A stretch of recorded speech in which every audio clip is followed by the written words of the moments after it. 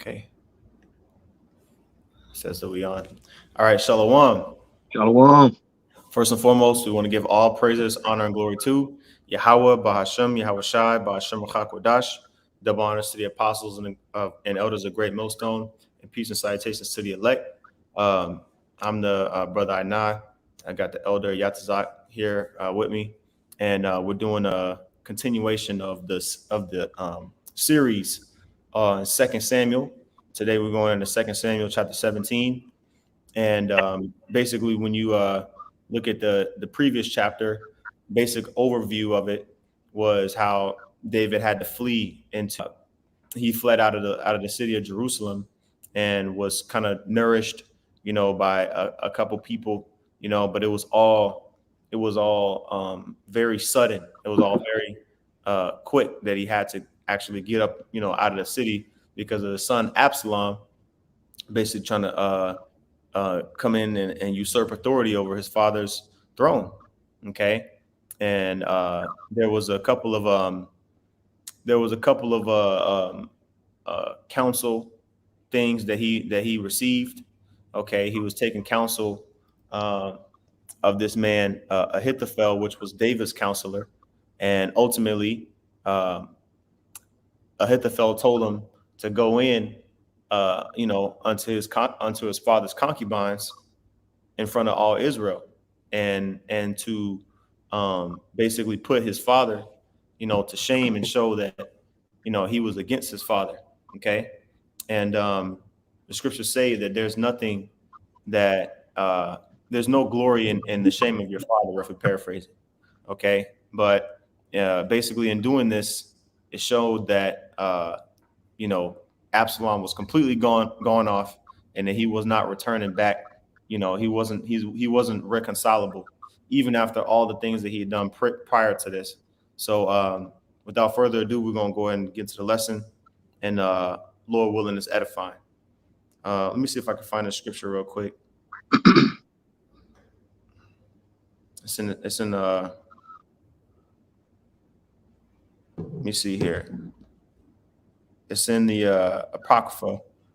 I was saying, Ned, you can also see that the curses are starting to take hold. You know what I'm saying? That dynamic between the father and the son. You know, the Lord told David he was going to punish him. You know what I'm saying? And David knew what it was. So at the end of the day, when you look at how Absalom was acting, when you look at how he was acting, that don't seem like a son of David. But Right. it just goes to show you that all your kids not gonna be in the truth. All your kids not gonna be on point like that. You know what I'm Hmm. saying? This is one of several examples. But the thing is, what you want to keep in mind, you always want to stop and think about, okay, what is the Lord doing? Hmm. And King David always did that. You know what I'm saying? He understood why he was going through what he was going through, even though it was painful. You know what I'm saying? But he never turned. He never turned against the Heavenly Father. Right. That's right. I got that precept as well. This is um this is Sirach chapter 3 and verse 8. It says, um, honor thy father and mother both in word and deed, that a blessing may come upon thee from them. You You see? see that? Now, Yep. when it comes to the curses, that's definitely out. Yep. You see, this is one of the commandments that's being broken. Honor thy father and thy mother. Hmm. You got it. Yep. It says in verse 8, um, it says that a blessing may come upon thee from them. It says, verse 9, for the blessing of the father establisheth the houses of children. And it says, but the curse of the mother rooteth out foundations. It says, glory not in the dishonor of thy father, for thy father's dishonor is no glory unto thee. You see? Mm. And that was the incorrect thinking of Absalom.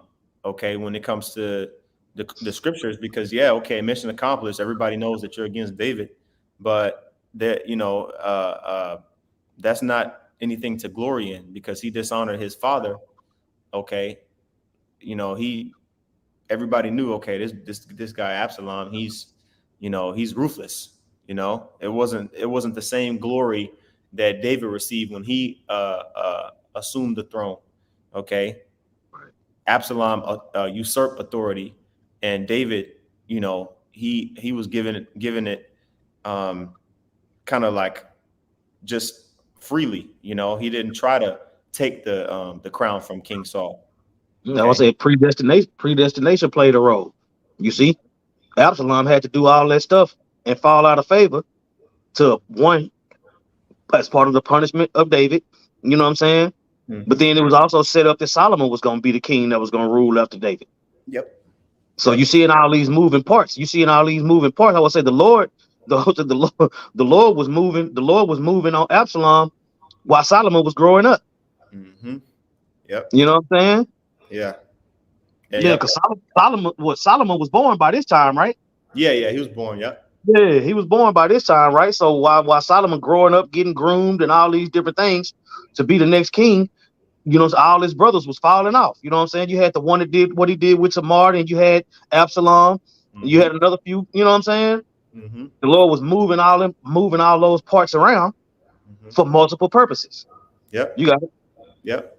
Um, all right. So let's go ahead and start here in 2 Samuel 17 in verse 1. All right. It says, moreover, Ahithophel said unto Absalom. So this is after uh, Absalom went into David's concubines, his father's concubines. All right, this is the next, counsel that Ahithophel gave to Absalom. It says, moreover, Ahithophel said unto Absalom, let me now choose out 12,000 men, and I will arise and pursue after David this night. It says, and I will come upon him while he is weary and weak handed, and will make him afraid. And all the people that are with him shall flee, and I will smite the king only. Um, it says, and I will bring back all the people unto thee. The man whom thou seekest is as if all returned. So all the people shall be in peace. Now, I'll read verse 4 and I'll say something. It says, and the saying pleased Absalom well and all the elders of Israel. So Ahithophel knew that, David was probably, tired, hungry, whatever the case is, because he was chilling. He didn't really have any time to prepare. There was a reason why Absalom went straight from Hebron when he got crowned king, and then boom, he went out straight to pretty much to Jerusalem, like the next, within a very short period. Okay. It didn't give David any time to prepare. Okay. And so he was out there in the wilderness, and Ahithophel knew that David was just, he just kind of trying to figure out what to do, right? And so this was the counsel that Ahithophel gave. And it says in verse 2, and I will come upon him while he is weary and weak handed. Because when you're not eating and you don't have any, victuals, I mean, a couple people came and gave him some stuff, right? But I mean, he didn't really have too much time to prepare, all right, for this situation.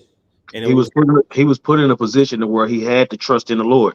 mm-hmm, You know what I'm saying? Because it wasn't just him. He had a group of people. He had people with him. You mm-hmm, see, and that's one thing about it. Is not David the shepherd? Is it not David that need to? Is it not David that need to keep the sheep in line? mm-hmm, You know what I'm saying? This is another situation to where he was in dire straits, but still had to care for the flock. mm-hmm. Let that sink in. You know, that's what I say. Here it is. Here it is. He being punished for what he did. His sons acting a fool. His house falling apart. He had his own problems. Let Mm-hmm. alone keep they in the wilderness again. Don't it Right. kind of sound like Moses when it was? You see what I'm saying? You see the Mm-hmm. similarities? Kind Let of. that sink in. Those that have ears to hear. Go Yep. ahead. I gotta get this precept real quick. And Exodus 17. All right. Just because you were talking about the wilderness, this is Exodus 17, and I'll start at verse. I'll start at verse 8. Okay, it says, "Then came Amalek and fought with Israel in Rephidim, and Moses said unto Joshua, Choose us out men and go out and fight with Amalek. Tomorrow I will stand on the top of the hill with the rod of the Most High in my hand." Mm-hmm. See, and it says, "So did as Moses, so did Joshua, as Moses said unto him, and fought with Amalek. And Moses and Aaron and Hur went up on the top of the hill." Okay, but we were weary. You know what I mean? We wasn't like really ready. Like it says they came up on us. You see what I'm saying? Like it says Amalek came up on Israel and fought with us. Fought against us. And it talks about how Israel was weary during that time. Let me get this Deuteronomy 25, and it talks about, yeah, verse 17, Deuteronomy 25 and 17. It says, "Remember what Amalek did unto thee by the way when you were come forth out of Egypt." See, Amalek, which is a tribe of Esau, saw Israel, out in the wilderness and tried to take advantage, right? It says, "Remember how he met thee by the way and smote the hindmost of thee, even all that were feeble behind thee, when thou was faint and weary, and feared not the Most High." You see that? Man, So, Amalek, he's a sleazy, slimy, sneaky. He'll come and he'll kill the. He's like you know, like a lion, trying to hunt a pack of buffaloes or something. They'll go for the older one or the younger one, or one that's sick, or the one that's maybe a little injured. It says smiting those that were feeble in the back of the congregation. Like the ones that's the slowest, picking off the weakest link, and that's the same you know uh, tactic, I'll say, that Ahithophel is giving, essentially because he knew that David now was the time to strike. Okay, David was in that position of being feeble and weak-handed, like it says right here. Right? It mm-hmm. says, "I will come upon him while he is weary and weak-handed." It says, "And will make him afraid." You see, and so Ahithophel knew what he was doing, man. Okay, and that's why it says the saying pleased Absalom well, because basically Ahithophel was counseling Absalom to move with swiftness. Okay, before he has time to organize, before David had time to organize himself. So overall, it was good counsel, right? And it says in verse 5, "Then said Absalom, Call now Hushai the Archite also, uh, and let us hear likewise what he said." Now, remember, I believe this was last chapter. It talked about how Hushai became affiliated with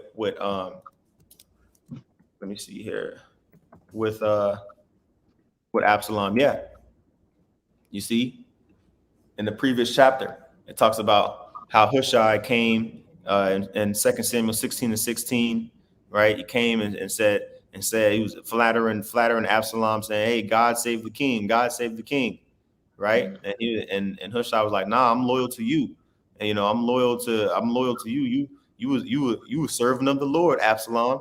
I'm loyal to Israel. I'm loyal to you, right?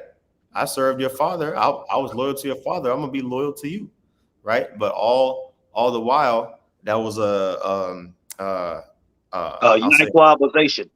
yes, yeah, it was a ploy. It was a ploy for Absalom to believe, for Absalom to believe Hushai, okay, and basically, that it worked, because even when you go back, I think chapter 15, there was that conversation between Hushai and King David. Because Hushai wanted to join David. He was like, "Look, man, I want to go out in the wilderness with you, man. I don't know what your son got." He was loyal. He was being sincere. Hushai, talking about Hushai, but David was like, "You know what, Hushai, if you really want to help me, bro, you could go and pretty much tell me what's going on in the city, and Hushai agreed to that. So fast forward into where we at now. Okay, just kind of give a synopsis because it is a continuation of Right. events. Now, right, you got 2 Samuel 17:5. Absalom said to Hushai, um, it says, "Call now Hushai, the Archite, also, and let us hear likewise what he said." Right. So, because again, Absalom is, he pretty much believes that Hushai is on his side. So it says in verse 6, and when Hushai was come to Absalom, Absalom spake unto him, saying, Ahithophel has spoken after this manner. What shall we do after his saying? Or excuse me, shall we do after his saying? If not, speak thou. So basically, uh, Absalom said to Hushai, like, this is what Ahithophel counseled us to do. What you think? What do you think we should do? Do you agree? We think it's a good idea. What do you think we should do? Right? And if you don't think it's a good idea, then tell us what you think that we should do instead. And Mm-hmm. it says, actually, let me see if there's something on this. Okay, you know what? I'm gonna read what Hushai says, and then we'll go to the commentary. God. This is 2 Samuel 17 and verse 7. And Hushai said unto Absalom, the counsel that Ahithophel hath given is not good at this time. So Hushai basically disagreed. Okay, but it's going to go into it more. It says, For said Hushai, thou knowest that thy father and his men, that they be mighty men, and they be chafed in their minds, as a bear robbed of her whelps in the field. And thy father is a man of war, and will not lodge with the people. Right. And for edification, we can get that word chafed real quick. Uh, so this is Hushai's counsel. Okay, that word is Strong's H4751, mar. Okay, which means let's see here, bitter of water or food, bitter of pain. Let's see here, figuratively, bitter. Let's see, angry. All right. They was on edge like a motherfucker. Yeah, chafed, And you discontent. like, bro, your pop's a man of war, bro. That's a terrible idea, bro. Your pop's a man of war. Him and his Mm-hmm. men after they pissed off. Mm-hmm. I, Yep. I, I, I don't think that's wise. Mm-hmm. They was chafed. All that's what I'm saying. A bunch of chafed mighty men Yeah. headed by the king. You sure Yeah. about this, bro? Yeah. That's this is what I was looking for here. It says bitter of feeling temper. Okay. A fierce men of temper. Like a bear Mm-hmm. robbed of whelps. Like basically like a bear. A mother bear trying to protect her baby bear. What I'm saying, her baby cub. Good. But y'all say you know how a bird got his prey and it's eating, and Mm-hmm. then you come and just snatch the food away from the bird. Mm-hmm. Oh, he finna be hot. He Mm-hmm. finna be hot, and birds will chase you. Oh You yeah. know what I'm saying? So yeah, you about to run up. You about to run up on a buzzsaw, man. Mm-hmm. Yeah. So they were like, so Hushai, he was painting that picture. He was like, man, look, you think there's gonna be some easy shit if you want to, right? In it says, behold, right? Oh, actually, I'll read the middle of verse 8 again. It says, and thy father is a man of war and will not lodge with the people. So he's saying, look, your dad already knows what you're trying to do. Like he already knows you're coming for him. He ain't even gonna be with the people. You find them, he ain't even gonna be there. He gonna be solo, and then when he hear the commotion, then he gonna go off on his own. He gonna make you work for it. Yeah. He's strategic. That, this is what Hushai is saying, right? So he Yep. paints a picture in their minds, and we're gonna finish the council here. It says, verse 9. It says, Behold, he is hid now in some pit or in some other place. And it will come to pass when some of them be overthrown at the first, that whosoever heareth it will say, there is a slaughter among the people that follow Absalom, right?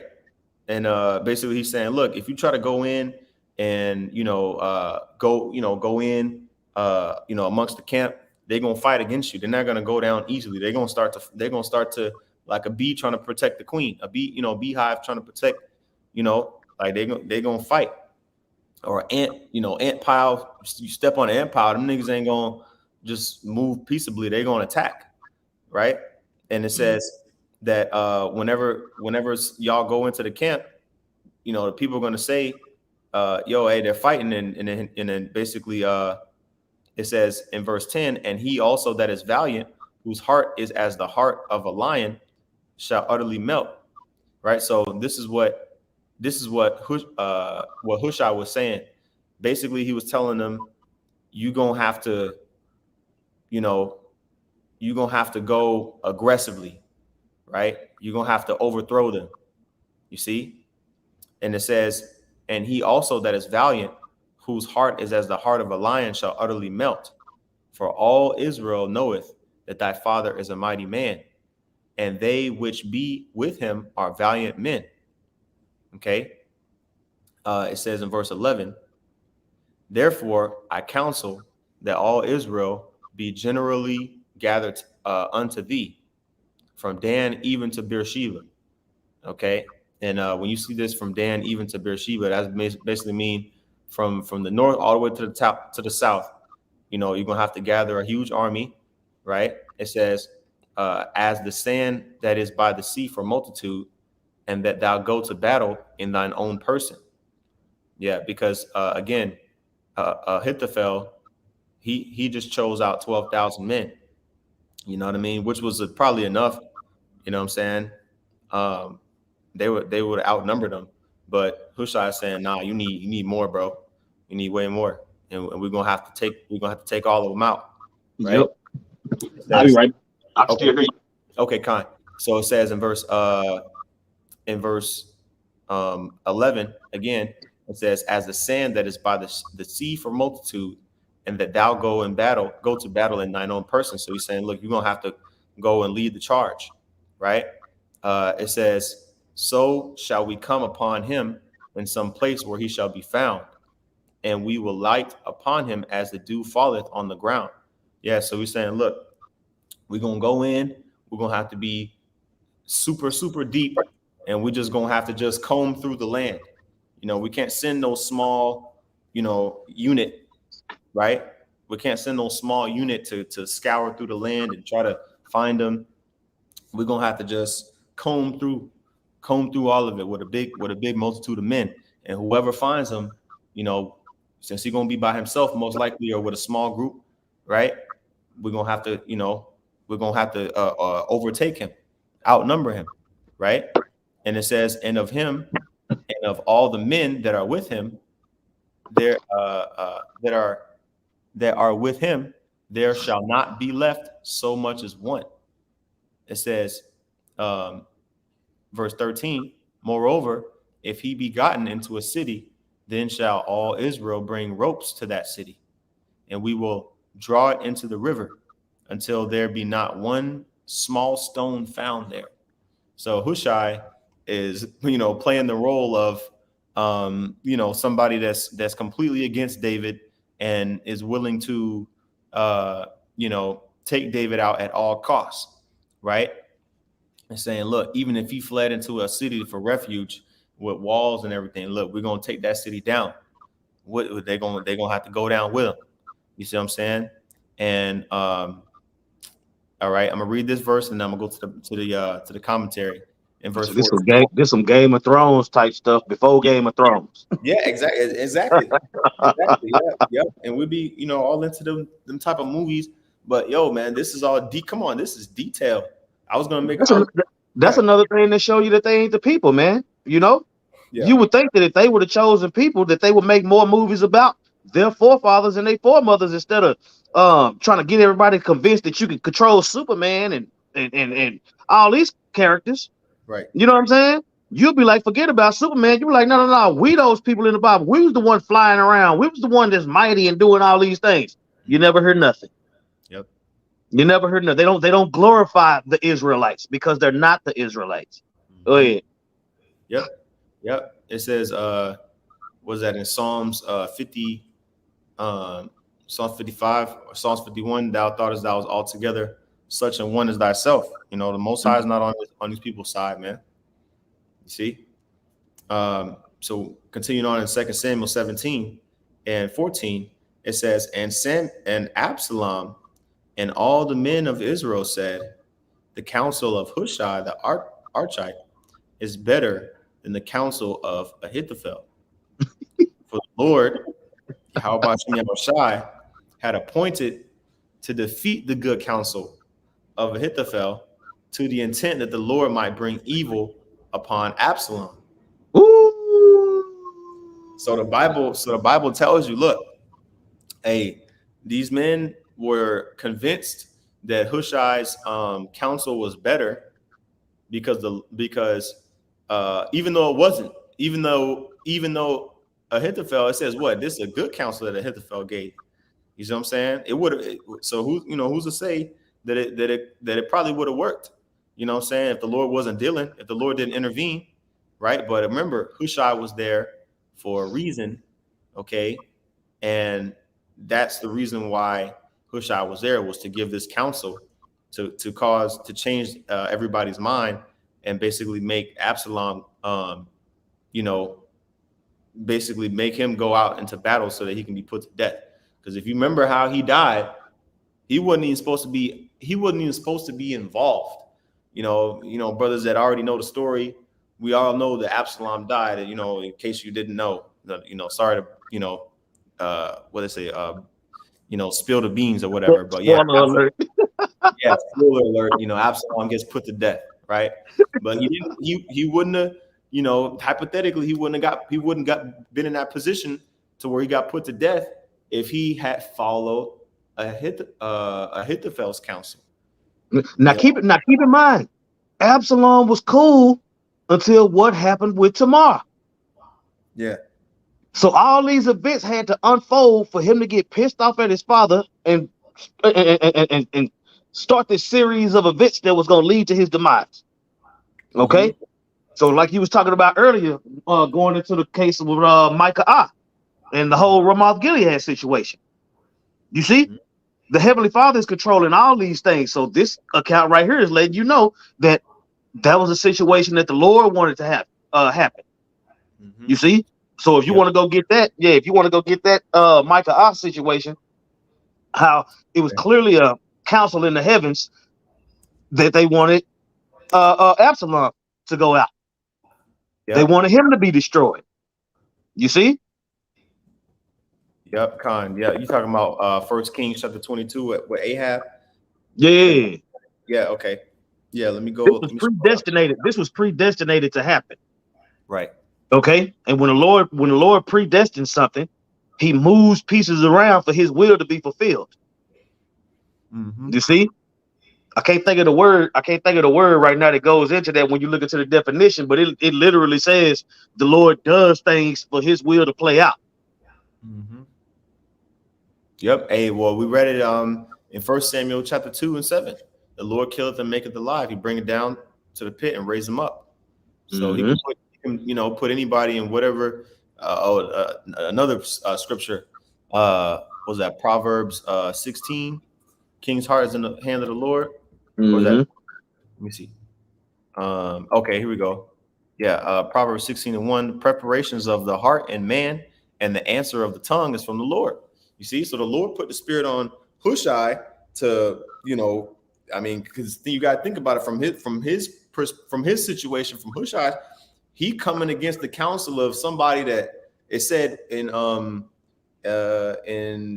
was that? 2 Samuel chapter 15. It says that Ahithophel's counsel was like taking counsel from the mouth of the Most High Himself. Everybody knew that Ahithophel was the top counselor because he was David's counselor.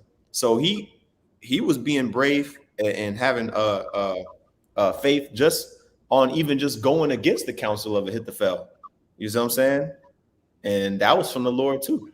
So uh let's go back to this. Let's go to this precept here. Okay, this is going into some history, which this is later on in the timeline chronologically, but it's a good precept to get because it talks about how counsel can be used against you. Excuse me. It says Mhm. Second Kings chapter 22 and verse 1.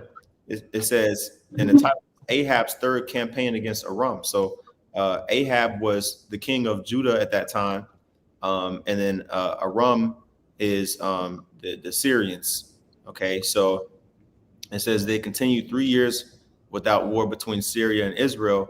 And it came to pass in the third year that Jehoshaphat, the king of Judah, came down to the king of Israel.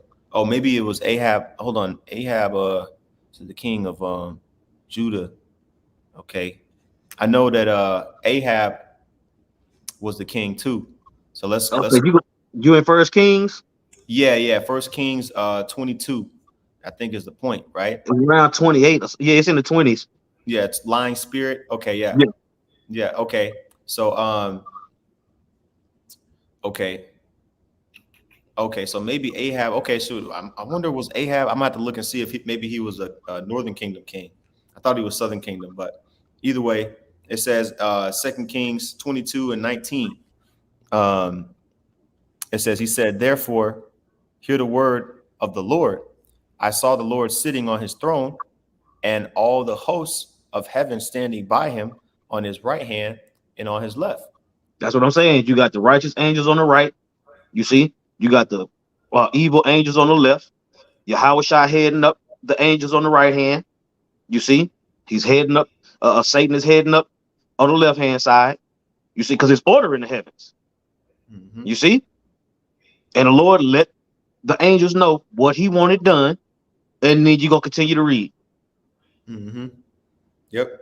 Okay. It says in verse 20, it says, um, verse 20, it says, "And the Lord Yahweh, Bashem Yahushua said, who shall persuade Ahab that he may go up and fall at Ramoth Gilead? And one said, Persuade. Who shall mm-hmm, persuade Ahab? You mm-hmm, see, he talking to the angels in the heavens, dictating what's going on the earth. mm-hmm. You see, go ahead. Yeah. Okay. And clarification, Ahab was the king of Israel. He was the king of the northern kingdom. All right. So going on, it says in the middle of verse 20, and said on this manner, and excuse me, and one said on this manner, and another said on that manner. Okay, so you got angels answering the Lord, saying, "Okay, who's gonna go up and persuade Ahab so he can get put to death?" Right? And it says in verse 21, and there came forth a spirit and stood before the Lord and said, "I will persuade him." And the Lord Look up that Yahweh. word. Look up that word spirit. And there Okay. came forth a spirit. Mm-hmm. Yep, that word spirit, Strong's H7307, Racha. It says wind, breath, mind, spirit. Let's see here. Let's see, spirit, um, and animation, vivacity, vigor. Let's Go see down some here. more. Yep, Yeah. prophetic spirit, spirit as of the seed of emotion, spirit, uh, a gift preserved by the Most High. Let me see here. Spirit, a seat of organ or mental acts. Let me see. Spirit of the Most High. Okay. Spirit of prophecy, and then as an impelling prophet to utter instruction or warning. It says Mm-hmm. imparting warlike energy and executive and administrative power. Let me see here. It says as endowing men with various gifts. Um, yeah, so, but let me go to the Strong's scripture, to the scripture index, excuse me, and see what that specific instance is talking about. First Kings 22, 21. It says, inciting to deeds of frenzy. Yeah. Okay. So it says a spirit that incites, a spirit of the Most High, inciting to deeds of frenzy in the ecstatic state. It says that's pretty much the one. You know I what I'm would say saying? the Lord will put an angel, the Lord will put an angel up to jumping on somebody to make them do certain things. Yeah. You Yeah. know what I'm Yeah. saying? Yep. Says who has resisted his will. The reason why you can't resist the will of the Heavenly Father is because he's totally in control. Mm-hmm. You know, I Mm-hmm. want to say somewhere in the definition it says something about spirits and bodies, or in the spirit of man or something like that. But we can keep on going. Yeah, yeah, because basically he had prophets. Ahab had prophets of Baal. He had prophet. He had, they weren't prophets of the Lord. They were false prophets. So, you know these when these false prophets would prophesy, they would, kind of, if you want a reference, you can go watch like a Christian pastor, jumping up and down, how they get ecstatic, like it says here, right here, inciting deeds of frenzy in an ecstatic state. Like you get all, excited and all exuberant, and you start proclaiming all these wonderful, quote unquote, wonderful things, not necessarily in a good way. When I say wonderful, you start, hearing things that you want to hear, right, from these prophets. That was the spirit that was hopping on, these prophets that Ahab had, right? It's the same thing. It's the same thing going on with Esau. You know what I'm saying? You got what said you got wicked angels telling the man, you got this. That's a great idea. It's an awesome idea to try to chip everybody. Hmm. You got Right. this, man. You know what I'm saying? Yep. Can't nobody come up against your sword, man. You got this, baby. And Right. he like, hell yeah, fuck that shit. Yeah, I do got this. Hmm. Go ahead. Right. Yep. So it says in verse 22, and the Lord said unto him, wherewith? So this is the Most High talking to the spirit that said he's going to go up and persuade Ahab, right? It says, and he said, I will go forth and I will be a lying spirit in the mouth of all his prophets. Okay. It says, and he said, thou shalt persuade him and prevail also. Go forth and do so. You see? Handle So that. yeah. So all right, he was like, all right, you know what? That's a good idea. The Most High already knew what was going to happen anyway, but just the whole depiction of this thing, right? Being told to uh who was this? Uh Jehoshaphat, okay? It says that the Most High said that it was a good idea. You're going to go forth and you're going to do so, okay? And so it says, now therefore, behold, the Lord hath put a lying spirit in the mouth of all these thy prophets, and the Lord hath spoken evil concerning thee. Okay, so yeah, this is Ahab. So actually, yeah, so it was Ahab that was being told exactly what was going to happen. Okay, and ended up happening. Okay, and goes further into it and says that you know one of Ahab's servants went and smote Micah in the cheek, and basically was like, okay, how dare you prophesy evil against against us? And that's the thing. We brought that out. We brought that out to show that the Lord wanted Absalom to get jacked up, so he moved pieces to where he could get jacked up. You Mm-hmm. know, it's even. I was saying, matter of fact, the Lord even did it with King David with the whole number in Israel situation. You see, the Lord was so mad at Israel that he sent Satan on King David to number Israel just so he can kill him. You know what I'm Con. saying? When King David numbered Israel and he wasn't supposed to, you know what I'm saying? The number that they brought to him was just enough for the Lord to do what he wanted to do from that point. Because he jacked up a lot of Israelites from that point. You see?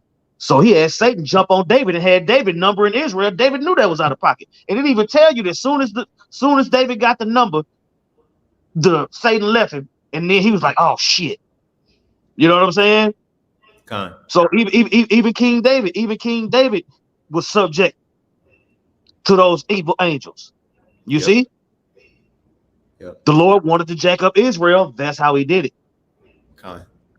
Go Con. ahead. Yep. So that was the point on that First Kings. Now let's get a little bit of the commentary real quick.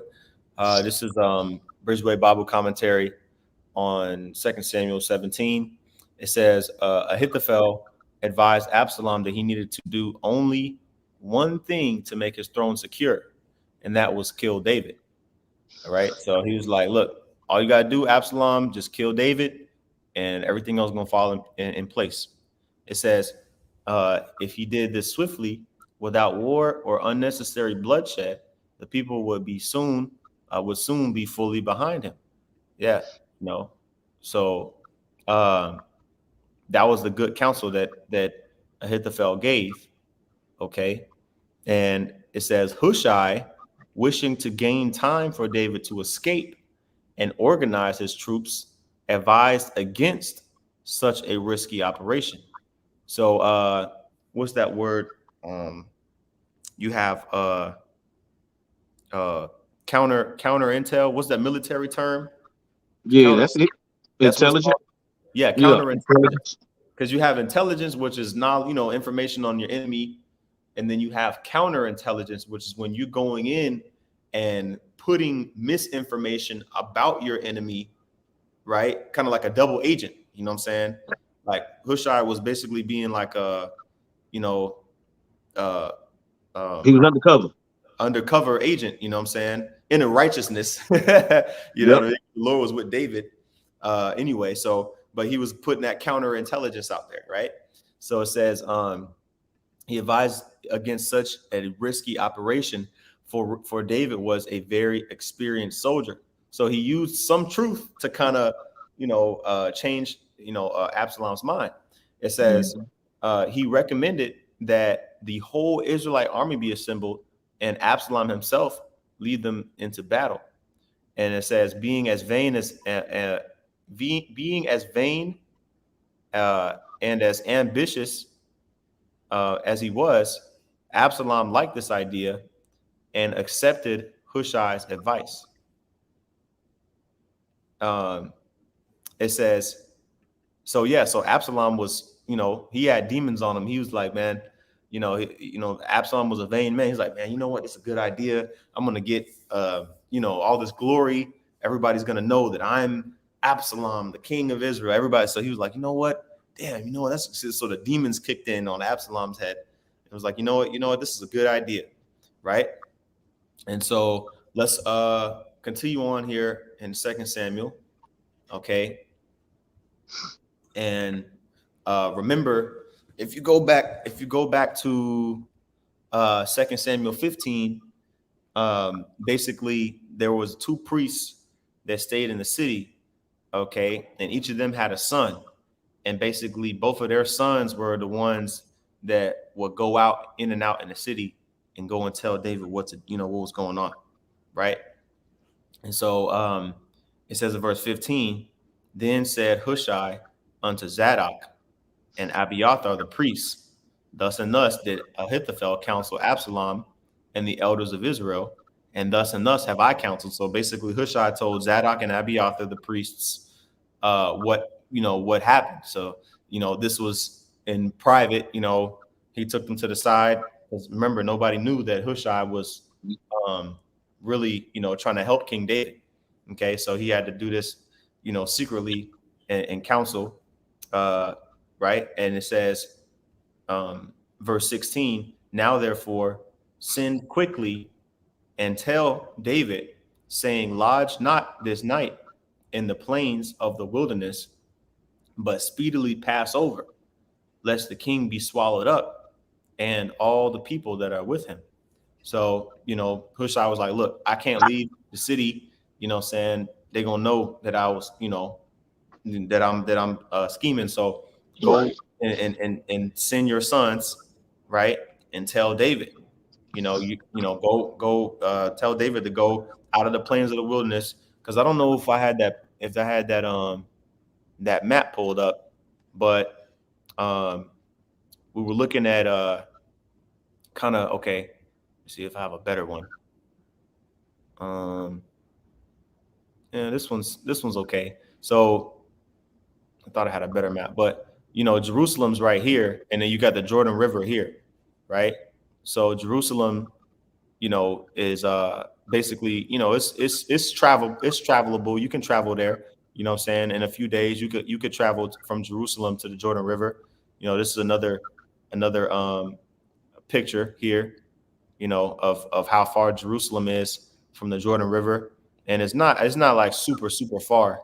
Maybe let me see, less than, I say maybe like 20 to 25 miles, maybe like 25 miles away. You can travel 25 miles in a few days on foot.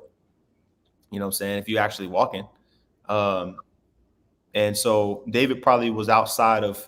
He might have been halfway there. He was probably somewhere close to Jericho or something. And basically, what Hushai said was, look, hey, go tell David, cross over the Jordan River, because you're not going to be safe. It's going to be a big army being gathered. You need to get up out of here, right? So just to Yeah, show that depiction. yeah, So going back, right? It says, and that's what it means when it says pass over the river. Everybody knew that the Jordan River at that time, that the Jordan River was the big, like, that was the main river. You know what I'm saying? Uh, in Israel, and so that's what it means when it says pass over. They're saying like pass over the river. Okay, and it says in verse 17, now Jonathan and Ahimaaz stayed by En Rogel, for they might not be seen to come into the city. So let's look up En Rogel and see where it is in correlation to Jerusalem and Jericho real quick. And by the way, Jonathan and Ahimaaz, these were the sons of what was it, Zadok and Abiathar, right? Um, so where we at here? En Rogel. All right. That word here is Strong's H5883. Ayan Ragal. Ayan means eye or fountain, and then Ragal I think is foot. but If I'm not mistaken, yeah. So you know you can put two and two together. It says fountain of the fuller, placed near Jerusalem, on the border between Judah and Benjamin, and from the which the permanent source of the pool of Siloam comes. Okay, it says also here down at the bottom, fountain of a traveler. Okay, it says a place near Jerusalem. So it was not in Jerusalem, but it was close enough to Jerusalem, right? This map doesn't show exactly where it was at, but it's close enough to Jerusalem to where somebody could go out from Jerusalem and get to En Rogel in a relatively short period of time. All right, so going back here, all right, where it says uh, they were not seen. It says they might not be seen to come into the city. Basically means that if they were seen going in and out of the city, what I'm saying, they would have kind of been questioned, like, yo, what are y'all doing, right? So it says, now Jonathan and Ahimaaz stayed by En Rogel, for they might not be seen to come into the city. And a wench went and told them, and they went and told King David. So they sent a woman, you know what I mean, to go from Jerusalem to En Rogel, which was again a close nearby settlement near Jerusalem. Okay, and then from there, Jonathan and Ahimaaz went from En Rogel, and they went and told King David. So it's kind of like playing telephone. And just wanted to get this word, wench. I believe it's just like a young woman. It's not always talking about like a prostitute or something. right. Yeah. Strong's H8198. Shapacha. It says it's Mashapacha is family, kindred. Okay, so it's kind of like a shortened version of this. It says a handmaid, a maidservant, a bondmaid, right? Um, you know, a slave girl, right? So that's all it really was, a bond woman. Okay. I would say you got a winch, which is what you just, and then you got a bed winch, which is Right. going into the harlots. You know Yep. what I'm saying? It's more than one. Yeah, just depending on the context. Yep. If you hear bed wench, you think prostitute. When you hear wench, you think young damsel or slave girl. Yep. Yep. So they sent the woman out and the servant girl out, and that's how Jonathan and Ahimaaz received the instruction. So when you go to verse 18, it says, "Nevertheless, a lad saw them." So as basically as Ahimaaz and Jonathan was going out, you know what I'm saying, of the city to go, towards where they knew where David was. It says, nevertheless, a lad saw them and told Absalom, I'll but be right back. okay, Khan, but they went both of them away quickly and came to a man's house in Bahurim, which had a well in his court, whither they went down. So think about, um, these settlements, and like I said, these couple, cities that are listed here on this map. There's other maps, of course, but I mean, there were way more smaller settlements. These are just the larger ones, the ones that we hear about a lot. Beersheba, right? Hebron, Jerusalem, Jericho, Shiloh, Jezreel. These are the bigger ones. There was plenty. There was way more cities and settlements in this. But on the way from what's the name of that city again? Hold on, let me go back here. On the way from um, En Rogel to Bahurim, or on the way from En Rogel out to David, there was a man that saw them, and he was loyal to Absalom, so he went and basically snitched on them, right? And they got away. Jonathan and Ahimaaz, they knew that they was going to have troops, go out and look for them. So what they did was they went, and it says they came to a man's house uh, in Bahurim. Now let's look and see where Bahurim is and get what it means. Okay. All right. This is Strong's H 980 Bacharium as a spirit. All right. Bacharium, um, which, that's the word that we say for the elect, but the root word here is Bachawar, um, which means chosen. Okay, you could say the chosen, but it also means youth or young man. Bachar is really the word for chosen.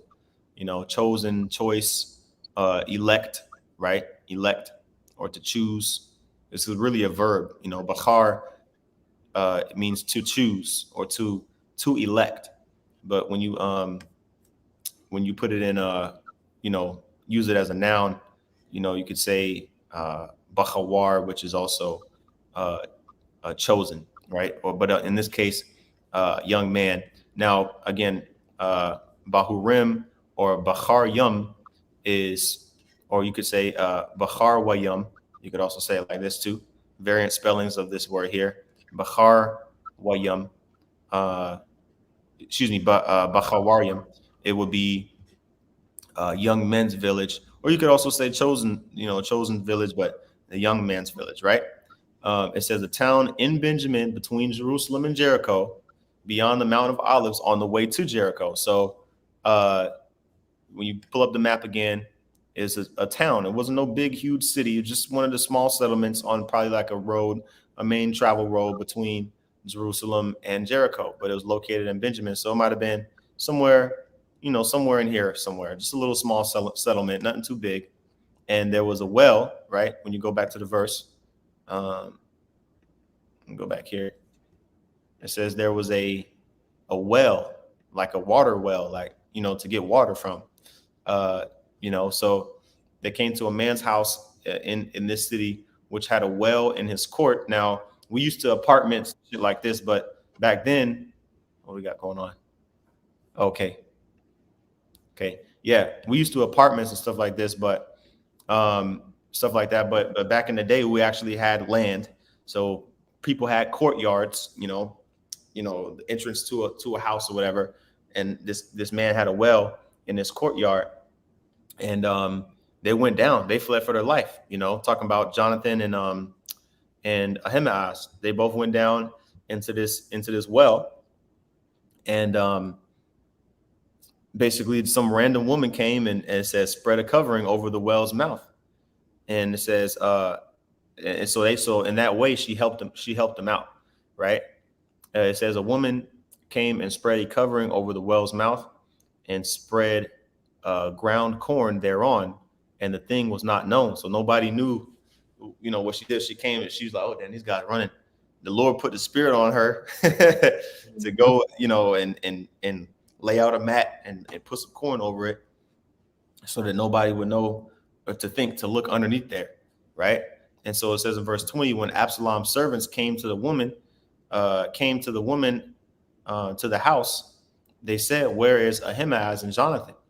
And and the woman said unto them, They be gone over the brook of water. So she was like, "Look, they fled all the way. They went to over across the Jordan River." Okay, so she sent them in the wrong direction. They went all the way. The servants went all the way past,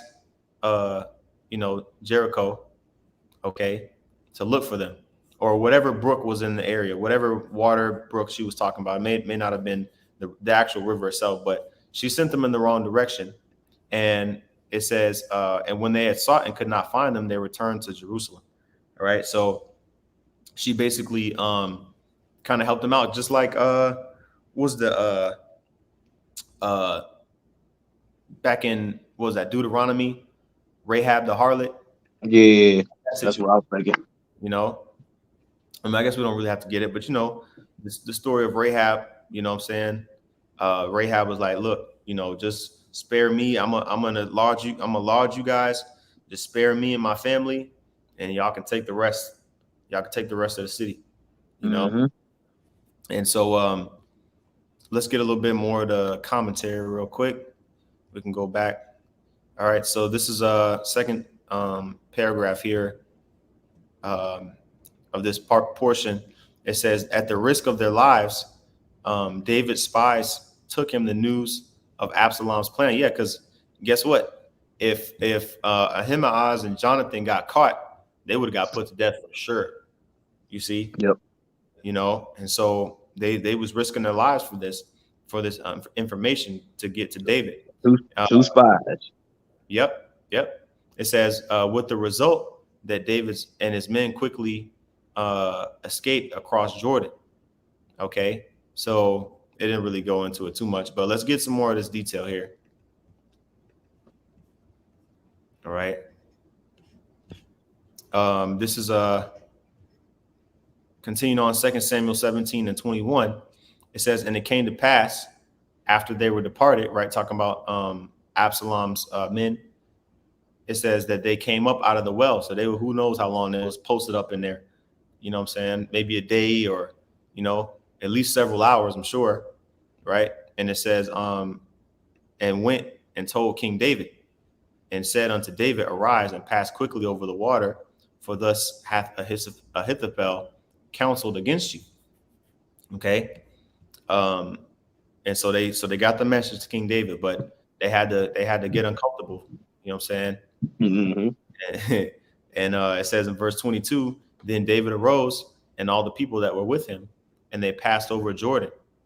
By the morning light, there lacked none of them that was gone over Jordan." So going back to this map here, they got the message, to David wherever he was at over here in this area, and all of David's people, including servants, everybody crossed over the Jordan River, which this is the Jordan River right here. All right, and by the morning time, everybody that pertained to David was already crossed over the Jordan River. So that was Lord, delivering him out of that, you know, delivering him out of that situation.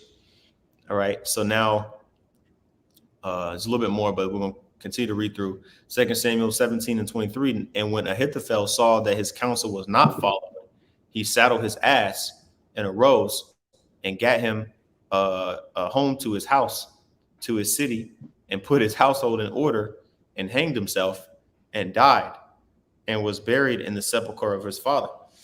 So this nigga, Ahithophel was like, "Oh man, damn, they ain't listening to what I got to say no more."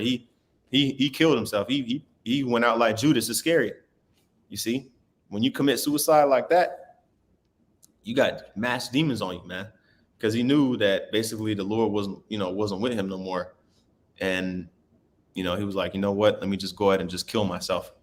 Now he was already probably an older man. Says he was the father of Bathsheba, but nevertheless, that's a sad. Grandfather, I think. Yeah, it might have been a granddad, dad or Yeah, granddad. yeah, and but nevertheless, that was a terrible legacy to go out. You know, terrible legacy that he left. Right. Uh, so it says then David came to Mahanaim, and Absalom passed over Jordan, he and all the men of Israel with him. See, so Absalom was on his ass. But let's see where Mahanaim is real quick. Um, Strong's H4266, Machanium, two camps. It says a place east of Jordan, named from Jacob's encounter with angels. Woo, man! Wow. Man, Okay. Wow. That's huge. I want to see what's on here. Okay. Oh, okay. This is before Jacob and Esau re rekindled. You know what I'm saying? Interesting. Wow, that's interesting. I didn't even. That's like a quick little two verses right here, but yep. it says, I'm gonna just read it. It says, and Jacob went on his way, and the angels of the Most High met him. It don't say really you know uh, what happened, but he met the angels of the Most High, right? So that the Most High, so that Jacob knew that the Most High was with him on his way, back to meet Esau, and he named that place, what was it called? Uh, uh, uh, Machanium, which is two camps. Okay, interesting. That's your pot. All right. So anyway, a double camp, right?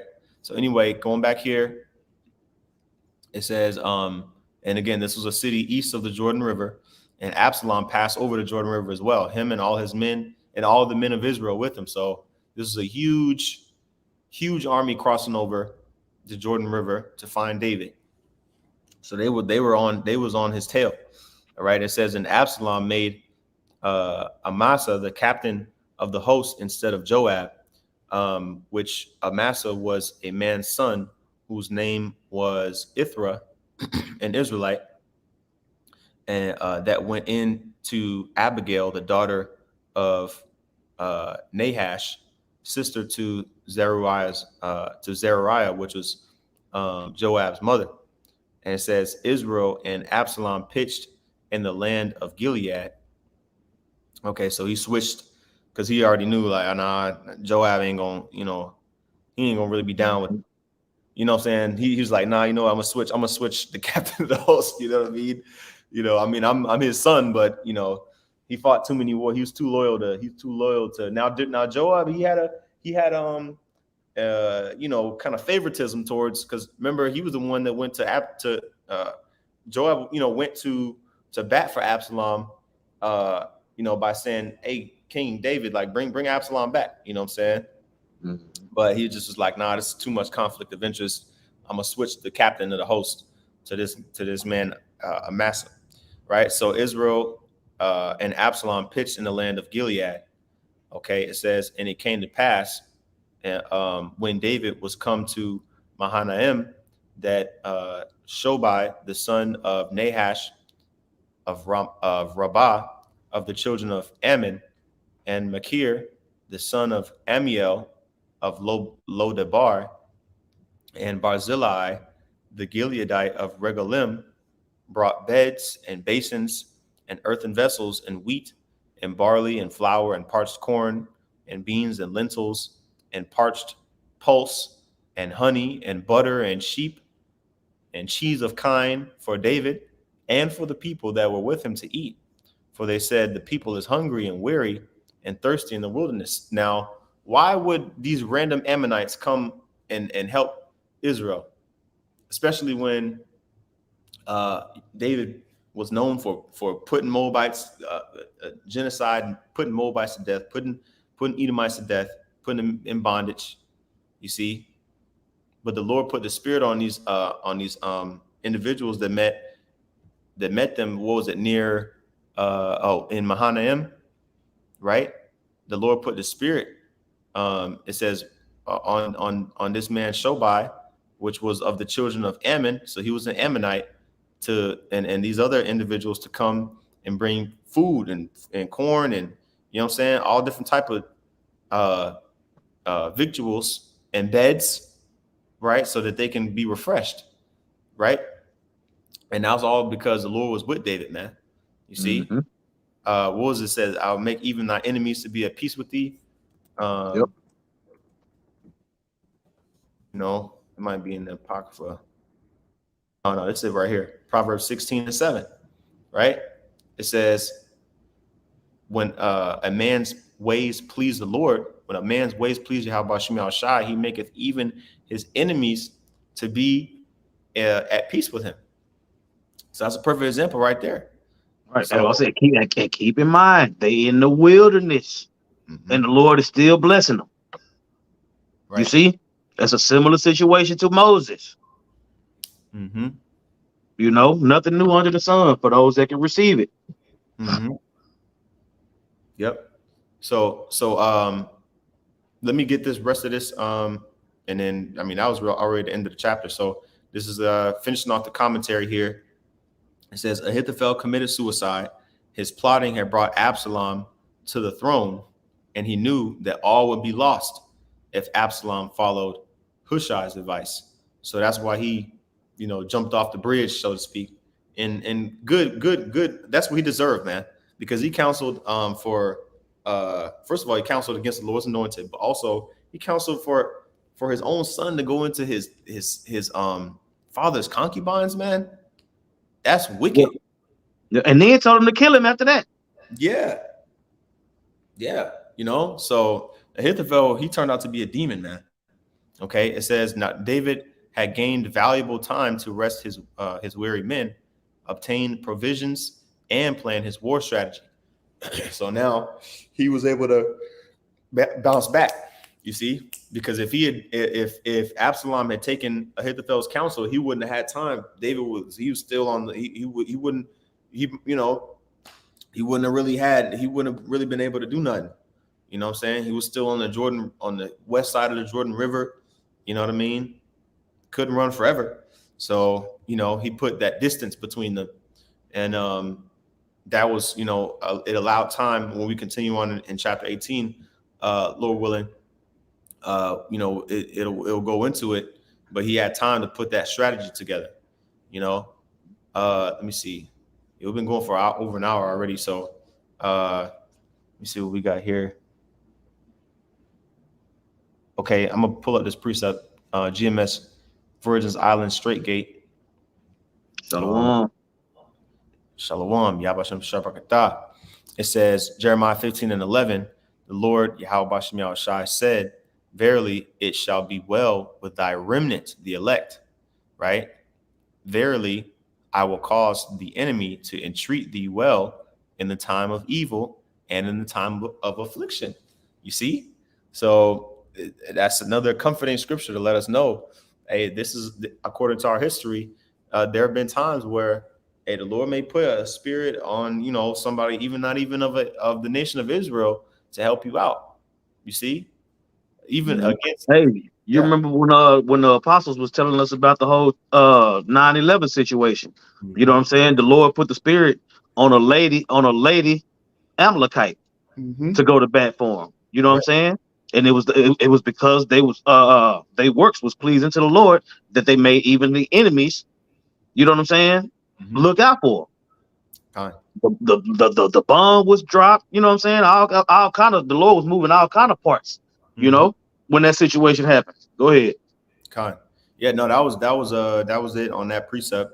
And that was pretty much, that scripture that we brought out in Proverbs, that's the main, precept of this chapter, man, because, I mean, David could have easily, you know, been met with, individuals that was, using the opportunity to take advantage, you know what I mean, of the fact that David was weak, but the Lord put the spirit on them to refresh them.